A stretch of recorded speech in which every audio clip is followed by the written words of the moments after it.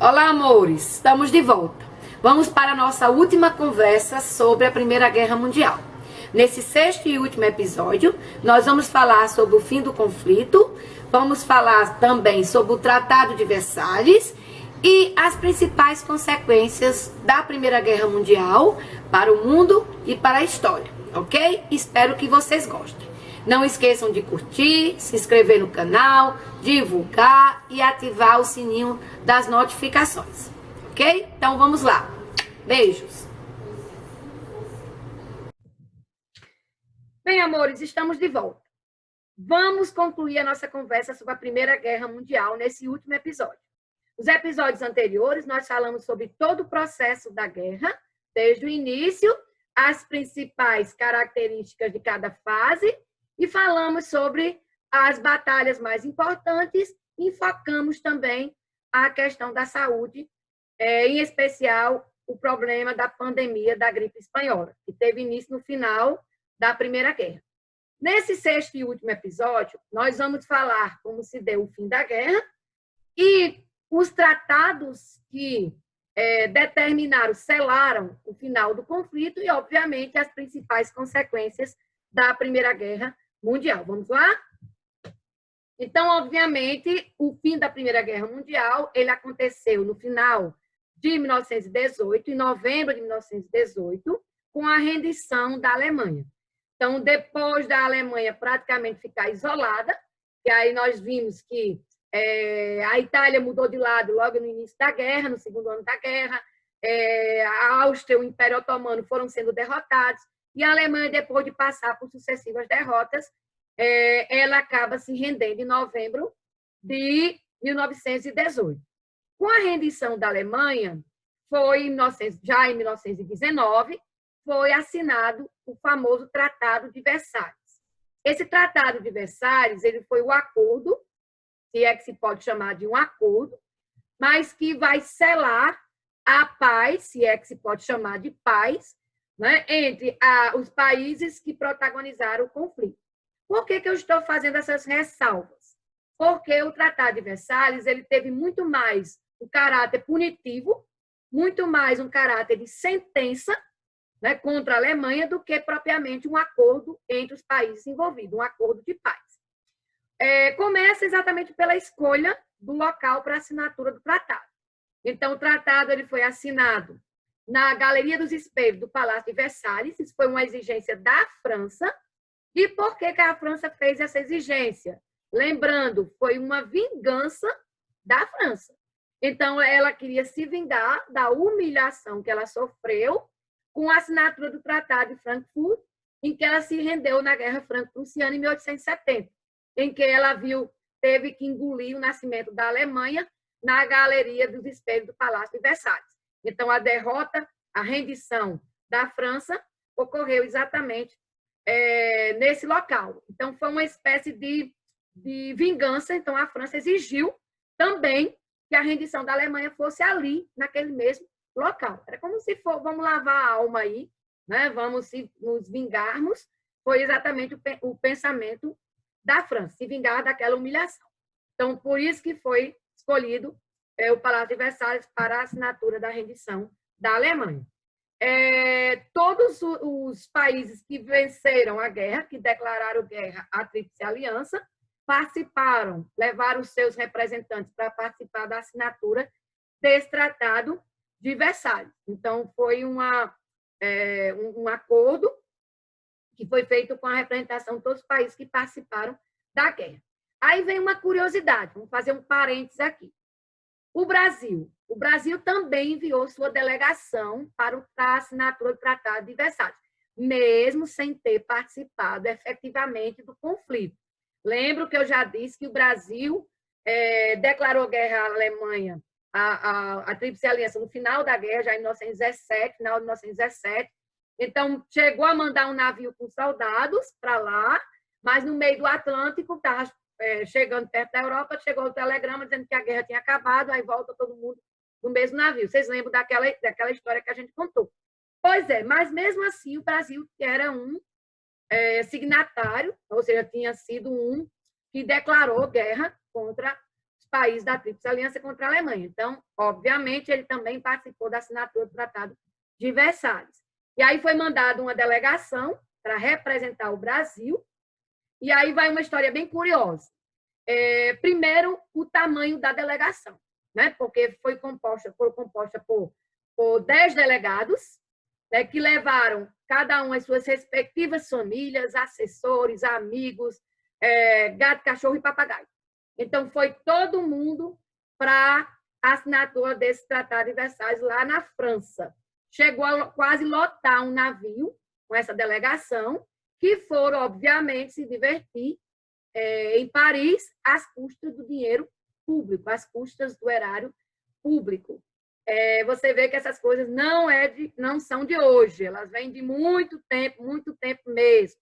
E aí vem a segunda curiosidade. Quem liderava essa delegação era o senador Epitácio Pessoa, que era paraibano, que é tio do João Pessoa. Mais tarde, em outras histórias, outras conversas, nós vamos falar sobre ele. Então, Epitácio Pessoa, ele era o senador na época e ele estava liderando a delegação brasileira em Versalhes, na assinatura desse tratado. Mas, exatamente nesse momento em que ele estava por lá, aconteceu o falecimento do Rodrigues Alves, que tinha sido eleito presidente em 1918, né, e que morreu de gripe espanhola. Foi uma das vítimas de gripe espanhola aqui no Brasil. E aí, obviamente, ele não chegou nem a tomar posse. O vice-presidente Delfim Moreira, ele não podia assumir, né, como presidente, porque não chegou a tomar posse. O titular não chegou a tomar posse, ele assumiu interinamente enquanto se preparava as eleições, a escolha de um próximo presidente. Então, em 1919, nós tivemos outra eleição. Nesse período, os caciques da política federal, né, os estados de São Paulo e Minas, da política do café com leite, não chegaram a um consenso, a um acordo, para ver quem é que ia substituir Rodrigues Alves. E aí resolveram optar por uma pessoa um político que não era nem de São Paulo nem de Minas, que era do Nordeste, que no caso foi o único presidente nordestino da República Velha, né? Então, e o primeiro presidente nordestino da história do Brasil, que foi Epitácio Pessoa, da Paraíba. Epitácio Pessoa, ele foi o único caso de um presidente que foi eleito sem nem estar no país. Então, ele foi eleito sem ter feito campanha e sem nem sequer estar no país. Então, ele já volta eleito presidente do Brasil, quando ele volta de Versalhes. Não é curioso isso? São as histórias da história do Brasil. Mas a gente vai falar disso em outras conversas. Então, voltando para o Tratado de Versalhes, a gente percebe nas sentenças, nos artigos desse tratado, que ele teve um caráter punitivo, ele teve um caráter de punição, principalmente contra a Alemanha. E a gente percebe isso nos artigos, né, que determinavam o Tratado de Versalhes.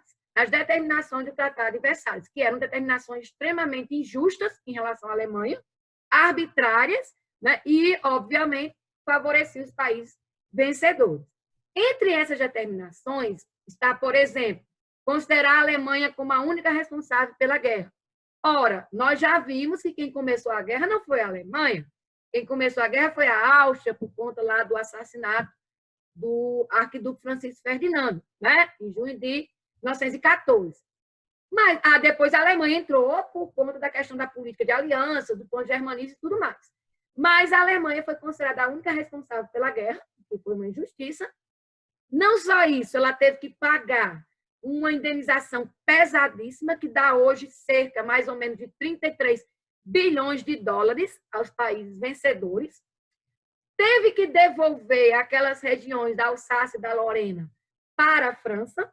Lembro que essas regiões foram tomadas da França pela recém-criada Alemanha na Guerra Franco-Prussiana, naquele Tratado de Frankfurt.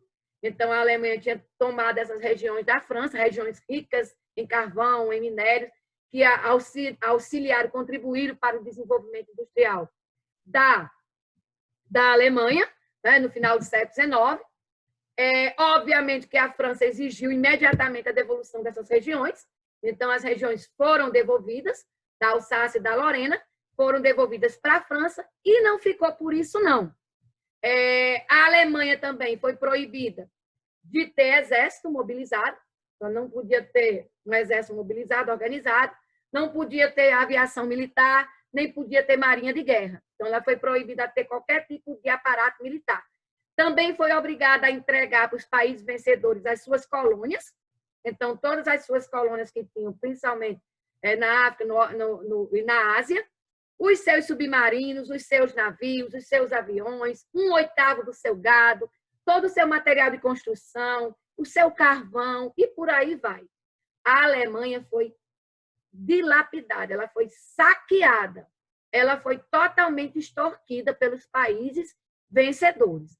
Óbvio, claro e evidente que essa situação empobreceu a Alemanha, né? Trouxe questões muito difíceis para a recuperação da Alemanha. Então, a Alemanha, após a Primeira Guerra Mundial, com o fim da guerra, tem a queda do Segundo Reich, o sistema político é substituído na Alemanha, então cai o Império Alemão, termina o Segundo Reich alemão, e é proclamada uma república, a chamada República de Weimar, que teve que conviver com todas essas situações críticas, né, da Alemanha, com todas essas consequências do Tratado de Versalhes, agravado ainda mais na década de 30 com a Grande Depressão Econômica, e se iniciou em 1929 com a queda da Bolsa de Valores de Nova York, que atingiu o mundo todo, e, obviamente, os países que eram poderosos e ricos sentiram, imagine os países que foram derrotados na guerra, foi o caso da Alemanha, por exemplo. E aí, todas essas situações colocadas pelo Tratado de Versalhes e as consequências que ela trouxe para o país, levou ao aparecimento, ao surgimento, dentro da Alemanha, de um sentimento nacionalista e de um sentimento de revanche, de raiva dos alemães pelos países vencedores, pelos países que venceram. Então, era unânime na Alemanha dizer que a Alemanha foi injustiçada com o Tratado de Versalhes, e realmente foi, e aí isso provocou um sentimento que a gente conhece como revanchismo alemão. E aí, olha só, esse sentimento foi habilmente utilizado, de uma forma muito hábil, muito inteligente, foi utilizado por ninguém menos do que Adolf Hitler. Hitler, que participou da Primeira Guerra, que lutou na Primeira Guerra no Império Austríaco, Hitler austríaco, não era alemão, ele participou da Primeira Guerra e ele começa a aparecer no cenário político da Alemanha na década de 20 e no início da década de 30. E aí, quando ele chega ao poder, né, na década de 30, ele começa a se utilizar os seus discursos, porque, diga o que disser de Hitler, mas ele era um orador, ele tinha um dom da palavra, era um excelente orador, então ele tinha o poder do convencimento, e ele utilizava exatamente, ele mexia com os brios do povo alemão, ele utilizava esse sentimento de humilhação, esse sentimento de revanchismo, esse sentimento de raiva, que a Alemanha ficou por conta das condições impostas pelo Tratado de Versalhes. Então, ele habilmente conduziu esse sentimento para que o povo alemão apoiasse as suas ideias. Por isso que a gente diz que o Tratado de Versalhes ele é uma das principais causas para a Segunda Guerra Mundial. A Segunda Guerra Mundial ela é uma espécie de continuação da Primeira, um intervalo aí de 20 anos entre elas. Então, em 1919, pelo Tratado de Versalhes, em 1939, Hitler invadiu a Polônia e começou a Segunda Guerra Mundial, em 1º de setembro de 1939. Então, esse hiato aí, esse período de 20 anos, é que a gente chama de período entre guerras, e isso era uma história que a gente vai falar também mais para frente, as histórias que nós vamos contar mais para frente. E, óbvio, as raízes, a origem da Segunda Guerra Mundial estão exatamente na Primeira e na forma como foi resolvida a Primeira Guerra, entre elas a questão do Tratado de Versalhes. O revanchismo alemão está na causa, na origem do povo alemão ter apoiado a ascensão política de Hitler e ter entrado com ele na Segunda Guerra Mundial. Ou seja, ter entrado com ele, ter apoiado ele na Segunda Guerra Mundial. Desculpe. E aí, o que é que acontece? A gente fala de Hitler, do que Hitler fez na Segunda Guerra e tudo mais, mas ele fez, sim, tudo isso com o apoio da Alemanha. O povo alemão, na sua grande maioria, apoiou, sim, as ideias de Hitler. Então, ele chegou ao poder através do apoio do povo alemão. Então, essa característica, essa explicação para esse apoio, vem exatamente do sentimento de revanchismo do povo alemão em relação ao Tratado de Versalhes. A situação da Alemanha ficou muito difícil, como nós veremos futuramente na conversa sobre o período entre guerras, né? Que vai ser exatamente a causa que vai, assim, essa situação da Alemanha vai ser propícia para o surgimento, para o nascimento do regime nazista, para o aparecimento e surgimento do nazismo alemão, tá bom? Em relação à questão das consequências da Primeira Guerra Mundial, e aí, obviamente, nós vamos ver várias consequências, né, que ocorreram por conta desse conflito. Obviamente, a consequência mais clara, né, a mais óbvia, é a grande quantidade de mortos e feridos. A Primeira Guerra ela superou em muito os outros conflitos dos séculos anteriores em relação à questão do número de mortos e feridos. Então, foram aproximadamente, se estima, cerca de 10 milhões de mortos, na casa dos 10 milhões de mortos, 20 milhões de feridos, 6 milhões de prisioneiros e 10 milhões de refugiados. Então, a Primeira Guerra ela foi, até então, até aquela época, o conflito mais letal da história, né? Daí a sua importância em relação a essa questão. Então, a destruição, principalmente da Europa, foi imensa. O palco da guerra, apesar dela se tornar mundial, de nós termos tido batalha no Oriente Médio, na questão do Mediterrâneo, Norte da África e tudo mais, mas o palco, a maior parte das batalhas aconteceu no continente europeu. Então, o continente europeu foi extremamente devastado, o continente que sofreu, em termos materiais, a destruição da guerra. Não só a quantidade de mortos, né, desses 10 milhões de mortos aí, é bom ressaltar que cerca de 2 milhões foi só entre o exército russo. O exército russo foi o exército que teve o maior número de baixas, né? Então, aí nós temos aí 20% do quantidade de mortos foram de russos, então foi um dos que mais sofreram com a guerra, e aí existe uma explicação para isso, porque o exército russo era extremamente mal equipado, apesar de ter, e também era o maior exército em número de quantidade de soldados, mas era o mais mal equipado. Enquanto que a Alemanha era, vamos dizer assim, high-tech naquela época, tinha as melhores armas, né, tinha os melhores recursos, melhores equipamentos, enquanto os alemães eles lutavam com metralhadoras, o exército russo lutava com carabina. Então, os soldados lutavam com carabina, que é aquela arma que tem aquela faca na ponta, aquele punhal na ponta. Então, era assim, baioneta, desculpa, carabina não, baioneta. Eles lutavam com baioneta.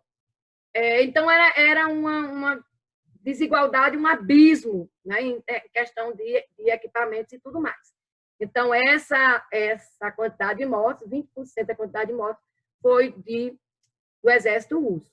Né? E lembrando que não foi mais porque a Rússia saiu antes de terminar o conflito. Né? A Revolução Russa, o governo de Lenin, que assumiu, tirou a Rússia da guerra no final de 1917. Ok?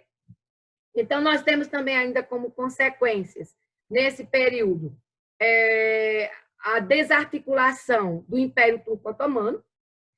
Ainda no começo, no contexto da Primeira Guerra, não tinha nem terminado a Primeira Guerra, nós estávamos aí na metade do conflito.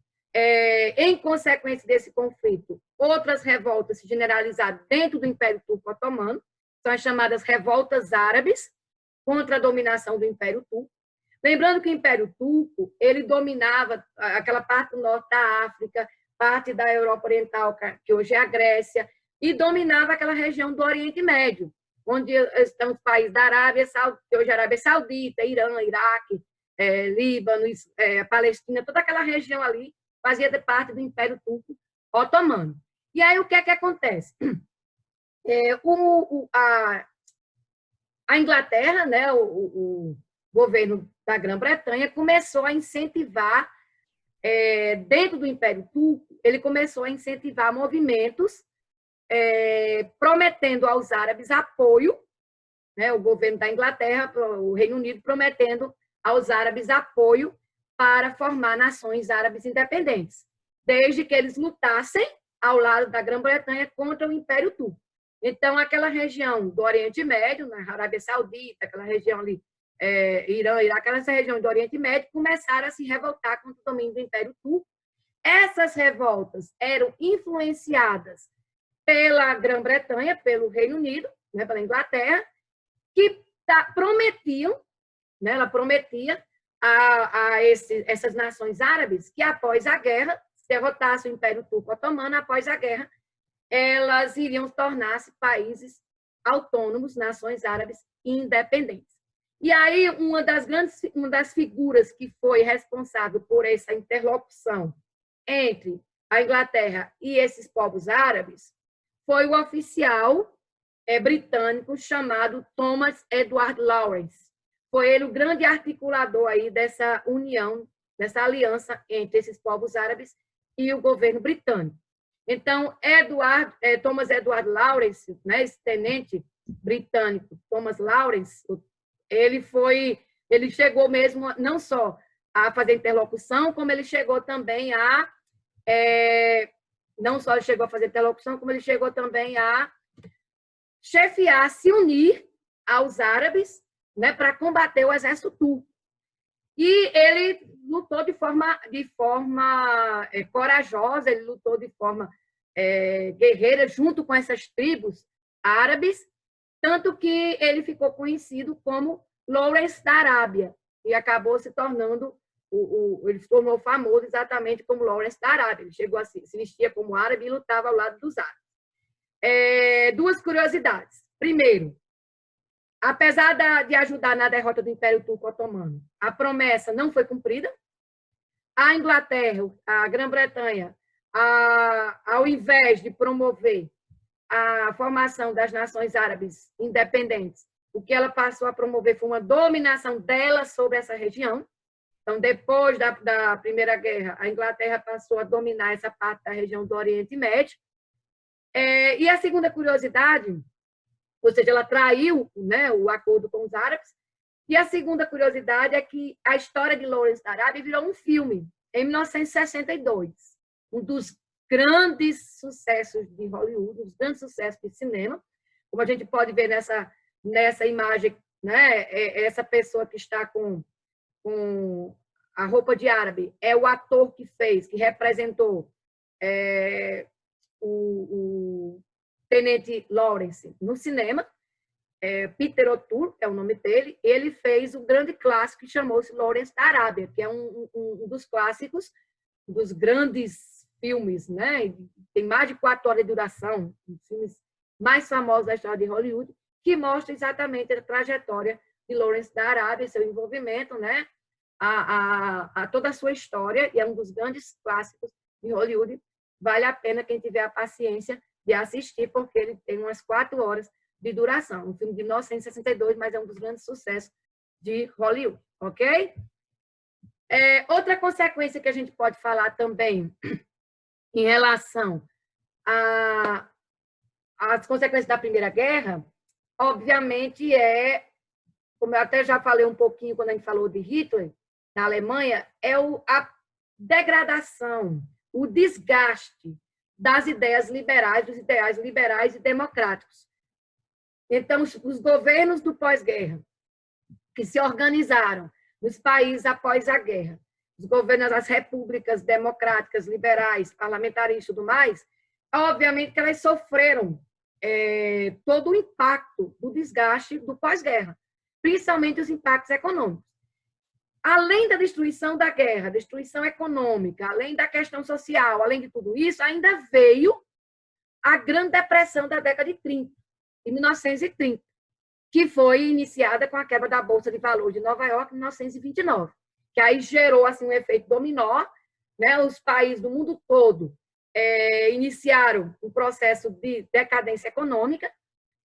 Toda decadência econômica traz questões sociais, né? O desemprego, fome, miséria e tudo mais, óbvio.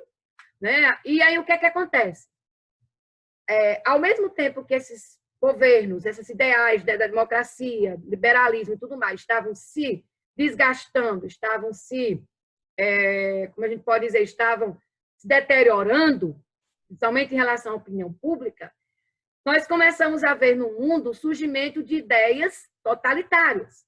Surgimento não só de ideais, mas de partidos com características totalitárias, que tinham entre as suas ideias o fortalecimento de sentimentos nacionalistas. Então, essas ideias totalitárias que vão surgir na década de 20, principalmente na década de 30, vão gerar os chamados famosos líderes totalitários do período entre guerras, e que vão jogar o mundo na Segunda Guerra Mundial. É o caso, surgiu inicialmente na Itália, na figura de Benito Mussolini, que assume o poder na Itália no final, na década de 20 ainda. Ele assume como ditador. Na verdade, ele é colocado no poder, né, como primeiro-ministro, a convite do rei Victor Emanuel, ele é colocado no poder como primeiro-ministro, dá o golpe e se torna ditador. Então, ele transforma-se numa ditadura chamada ditadura fascista ou fascista. A gente vai falar do fascismo, ou fascismo, tem duas formas de falar. Nós vamos falar disso no período entre guerras. Então, obviamente, quando a gente fala em ideais totalitários, em regimes totalitários, a gente fala de Mussolini, na Itália, Benito Mussolini, e, obviamente, o mais famoso de todos, que foi Adolf Hitler. Todo mundo já ouviu falar de Hitler na vida. Adolf Hitler, na Alemanha, que deu origem ao nazismo. Então, Mussolini, o regime dele foi chamado regime fascista, e Adolf Hitler, ele gerou um regime chamado nazismo. Lembrando que o nazismo ele é um regime de características fascistas. A ideologia é o fascismo, que se espalhou por vários países da Europa, essa ideologia fascista, nacionalista, ultraconservadora, de extrema-direita, ok? E que tem como uma das características principais o culto ao líder, ao chefe, o expansionismo e tudo mais, como a gente vai ver em outras conversas. Então, o fascismo italiano e o nazismo alemão foram as formas totalitárias mais famosas, mas nós tivemos outras, não só na Europa, mas em outros países, inclusive aqui no Brasil. Nós tivemos, por exemplo, um regime com características fascistas em Portugal, que foi iniciado pelo golpe militar de 1926, e que, no início da década de 30, quem assume é o ditador Antônio Oliveira Salazar. Esse regime de Salazar, que é um regime com características semelhantes ao regime de Mussolini, e em alguns aspectos até ao regime nazista. O regime de Salazar é conhecido como salazarismo. Foi a ditadura fascista que durou, assim, vamos dizer assim, teve uma maior duração, né? Uma das maiores durações foi exatamente na Península Ibérica, Portugal e Espanha, por as ditaduras tiveram maior duração. Salazar, ele governou, o salazarismo em Portugal vigorou da década de 30, mais ou menos 35, de 33 a 35, até 1900 o regime salazarista foi até 1974, com a Revolução de 25 de abril de 1974, chamada Revolução dos Cravos, que derrubou o regime ditatorial salazarista em Portugal. Mas o Salazar mesmo ele morreu em 70. Né? Então, em 1968, ele foi afastado do poder, depois de uma queda, ele caiu de uma cadeira, bateu a cabeça, virou um traumatismo craniano, e aí ele acabou passando quase estado vegetativo, né? Foi substituído e acabou falecendo em 1970. Então, o seu sucessor não conseguiu manter-se no poder muito tempo. Ele morreu em 70, com a morte de Salazar, a oposição ao regime aumentou, e em 25 de abril de 1974, em Portugal, estourou a chamada Revolução dos Cravos, que acabou derrubando esse período, essas décadas todas de regime ditatorial fascista em Portugal, que é o salazarismo. E na Espanha assume, em 1939, assume Francisco Franco, general Francisco Franco, que dá um golpe militar, toma o poder, joga a Espanha numa guerra civil, a Guerra Civil Espanhola, que durou de 36 a 39, com a derrota, com a vitória, desculpa, de Franco nessa guerra civil, ele se torna ditador e governa até 1975, quando ele morre. Então, o generalíssimo, como era conhecido, generalíssimo Franco, foi o regime, franquismo foi o regime ditatorial na Espanha. Mas esse tipo de regime de ideias totalitárias foram exportadas para outros continentes.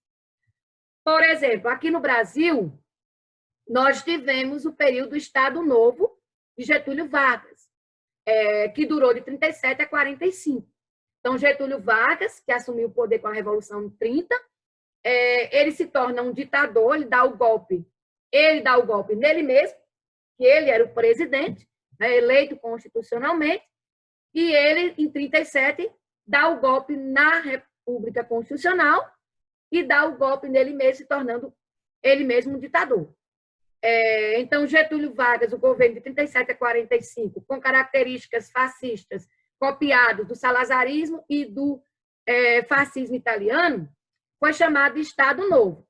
Coincidência ou não, é o mesmo nome dado ao regime salazarista em Portugal, que também era chamado de Estado Novo.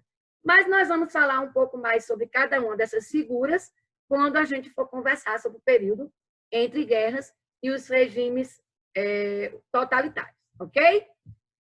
Ainda nas consequências da Primeira Guerra Mundial, obviamente que, como eu disse, o mundo todo, depois de 4 anos de guerra, o mundo todo demorou um tempinho para se recuperar, e aí, principalmente a Europa, quando ela estava tentando botar a cabeça para fora da crise, veio a depressão da década de 30 e derrubou tudo de novo. Então, a Primeira Guerra Mundial trouxe destruição em massa, desemprego, obviamente, um aumento considerável do desemprego, a crise econômica altíssima, o progressivo declínio da Europa e a ascensão dos Estados Unidos como potência mundial. Isso é óbvio, né? Porque os Estados Unidos, nos anos 20, os famosos anos 20 dos Estados Unidos, eles vão se transformar na maior potência econômica do mundo. Por quê? Porque eles participaram da guerra? Participaram da guerra. Mas eles chegaram já no final, não tiveram destruição no seu território, não tiveram prejuízos econômicos, né, nem materiais dentro do seu país, lucraram fabulosamente com o conflito, óbvio, vendendo para os países em guerra, emprestando dinheiro, tanto que a Europa, principalmente no caso da Inglaterra, antes da Primeira Guerra, os Estados Unidos era devedor da Inglaterra, a Inglaterra credora dos Estados Unidos, e depois da Primeira Guerra a situação se inverteu. Agora era a Inglaterra que era devedora dos Estados Unidos, que devia dinheiro aos Estados Unidos.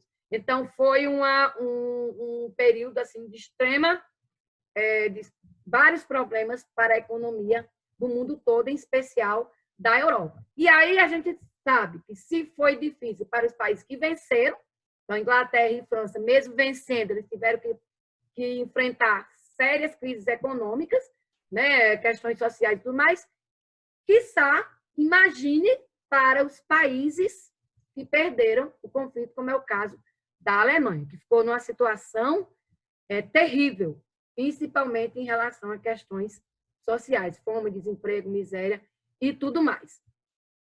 A Primeira Guerra Mundial, ela vai trazer também como consequência as modificações territoriais. A Europa que entrou na Primeira Guerra não foi a mesma Europa que saiu, em termos territoriais. Então, houve muitas mudanças em relação à questão de fronteiras de país, de organização territorial da Europa. Então, a gente pode ver aqui nesses dois mapas, a Europa antes de 14 e a Europa depois de 18, e aí uma coisa que salta aos olhos imediatamente é que aumentou a quantidade de países. Né? Então, a quantidade de países acabou aumentando. Por quê? Por conta do desaparecimento dos impérios. Né? Então, houve, por exemplo, o desmantelamento do Império Austro-Húngaro, que o Império Austro-Húngaro, ele, antes da Primeira Guerra Mundial, ele correspondia a toda essa parte central aqui da Europa, né, como nós estamos vendo aqui, e aí ele vai acabar se desfalecendo, né, vai acabar se esfacelando, se desmantelando e formando vários países. Aqueles reinos balcânicos que lutavam pela autonomia do Império Austro-Húngaro, lembra? A Sérvia, a Croácia, vão também desaparecer e formar novos países, vão se juntar e formar novos países.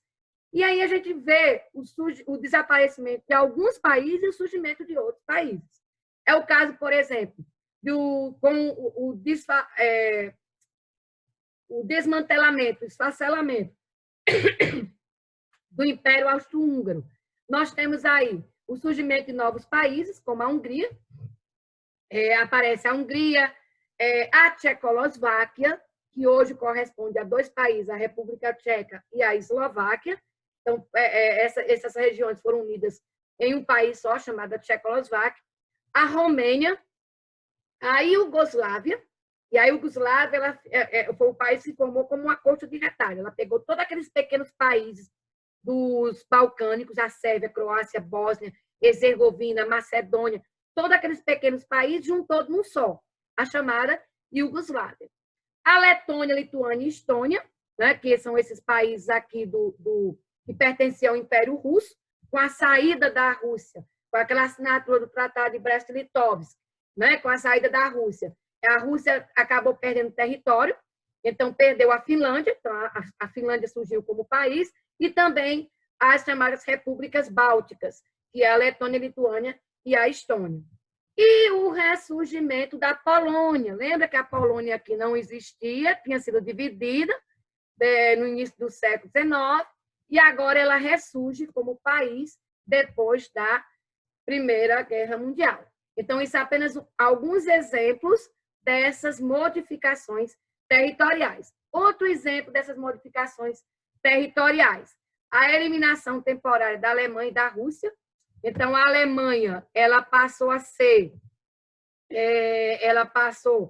a, não é que ela deixou de existir, mas ela perdeu, né, a sua configuração, aquele território todo que ela tinha. A Rússia, o Império Russo, deixou de existir. Aí a gente pode dizer que com a Primeira Guerra, com o fim da Primeira Guerra, foi também o fim da Era dos Impérios. O Império Russo deixou de existir porque foi feita a Revolução Russa, né? E aí, na década de 20, surgiu a URSS, a União das Repúblicas Socialistas Soviéticas, né? Com a Revolução Russa, o Império Russo acabou. O desaparecimento também dos impérios austríacos, como a gente fez, o Austro-Húngaro, e o Império Otomano, que é essa parte aqui, ó.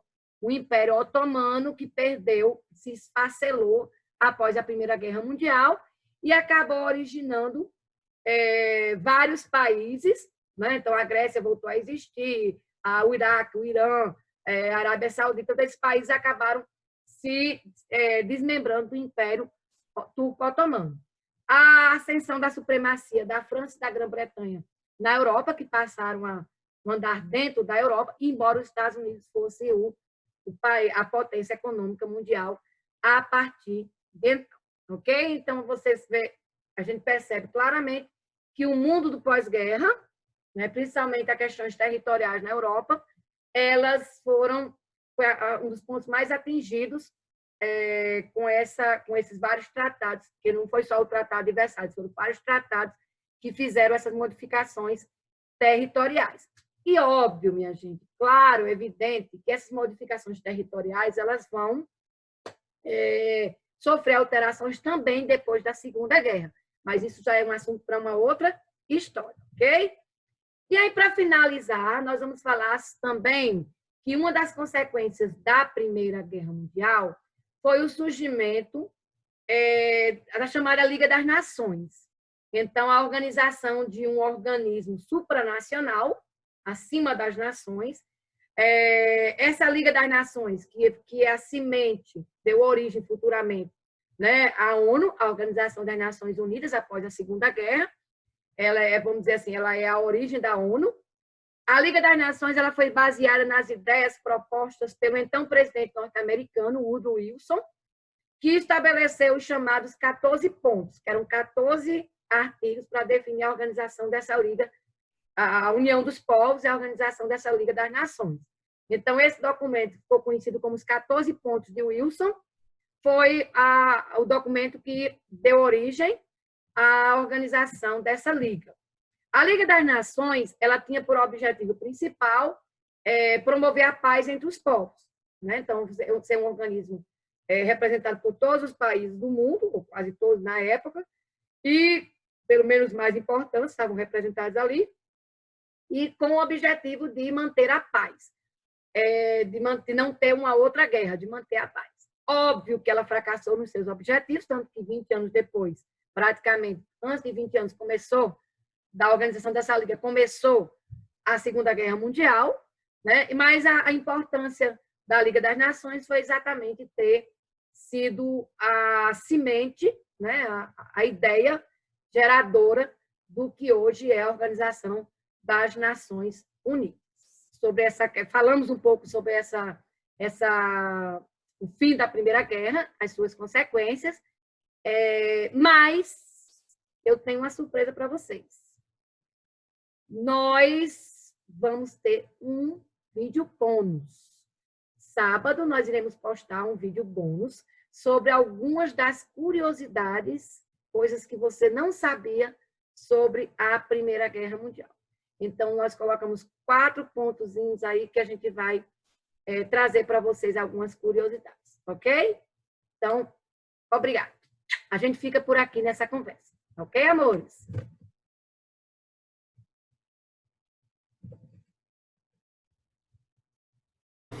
E aí, gostaram? Com esse episódio, nós terminamos a nossa conversa sobre a Primeira Guerra Mundial. Espero que tenha sido produtivo. Mas não terminou. Nós vamos ter um vídeo bônus no sábado com algumas curiosidades que você não sabia sobre a Primeira Guerra Mundial. Aguardem que vai estar muito bom. Ok, amores? Muito obrigada pelo carinho, pela atenção, pelos comentários que estão vindo nos vídeos. Eu agradeço a todos pelo carinho de sempre. Ok? Beijos.